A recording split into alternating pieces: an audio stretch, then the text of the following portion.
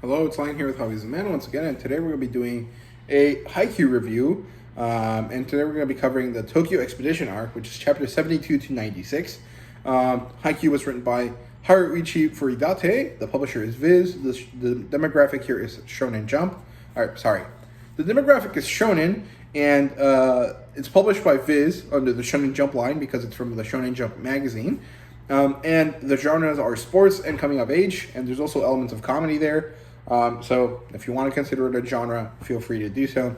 Adaptations wise, it does have one. I don't know if it's any good, but I'm sure it is. And rating wise for this arc, I would give it a 4 out of 5. I thought it was good.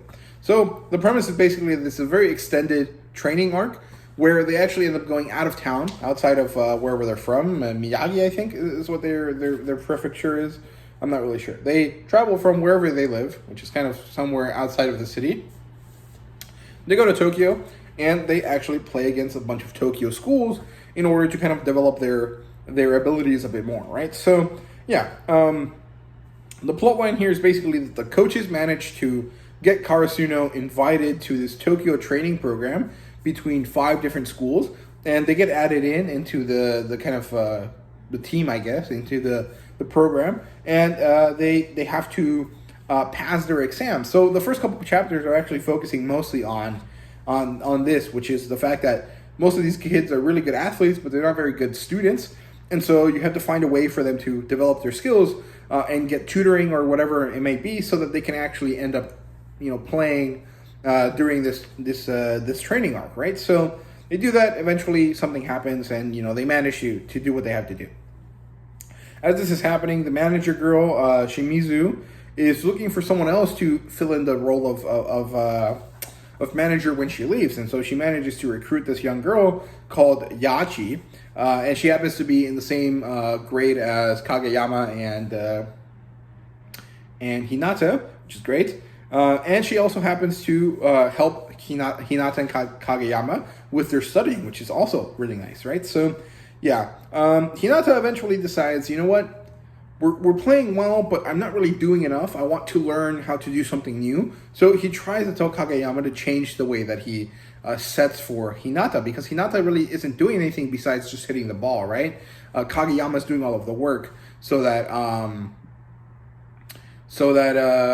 he can, score with their quick set, right? So this happens, it kind of makes him upset, or it makes Kageyama upset, and they basically stop talking for most of the arc.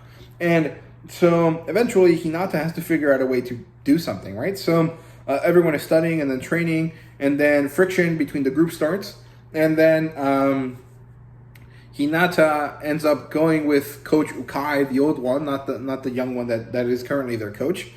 He goes to the old one, and the old one teaches kids to play, and he's also friends with a lot of people that play volleyball, so he teaches Hinata how to play. He changes some stuff about how Hinata plays, and he gets him to play with a bunch of different setters so that he can learn how to actually play with the ball, right?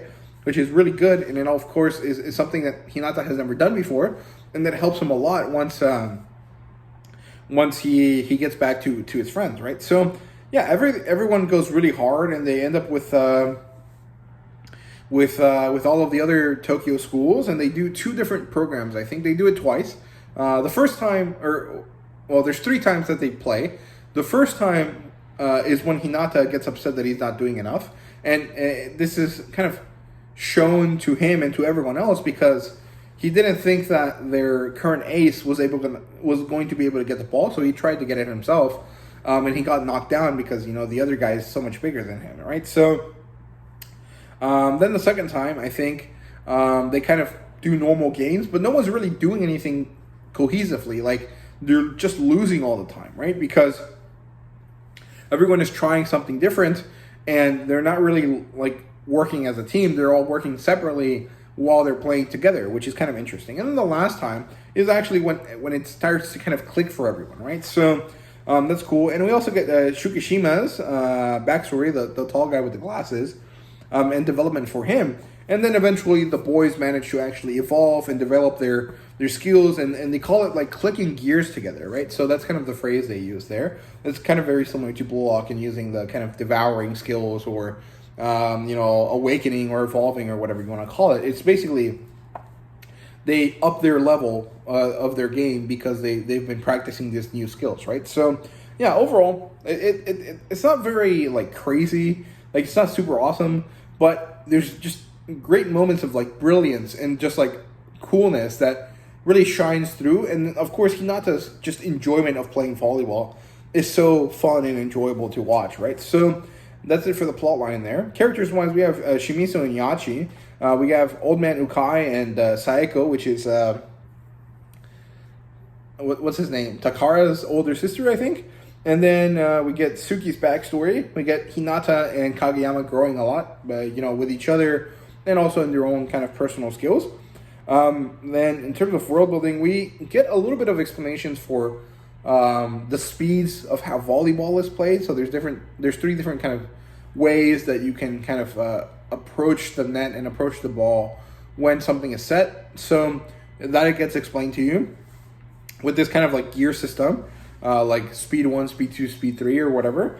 I didn't really understand it too well, but you know, it is what it is. That gets explained. So there's world building in that sense. Artwork and fan service wise, the artwork is really great. There is no actual fan service here, although you could kind of say that some of these scenes with Saeko kind of have a little bit of like, oh, look at this hot girl kind of vibe to them. But it's not like egregiously bad, right? It's just kind of like, here's a hot new character and she looks good, and that's basically it, right? So there really is no fan service or no actually like raunchy stuff at all, right? So yeah, in terms of a rating, it's a 4 out of 5. I thought it was great for what it was, but you know, it's still just a training arc. However, I enjoyed it a lot, so that's why it's a 4 out of 5 and not something lower, right? So yeah, honestly, as long as I enjoyed it, I'll give it a 4. So it is what it is, and 5 is mostly just for stuff that really made me really, really happy, right? So yeah, that's really all I have to say for Haikyuu's Tokyo Expedition arc. So I hope you guys enjoyed. If you did, please leave a like, subscribe, and comment down below. Let me know your thought. And thank you guys very much for watching. See you guys later.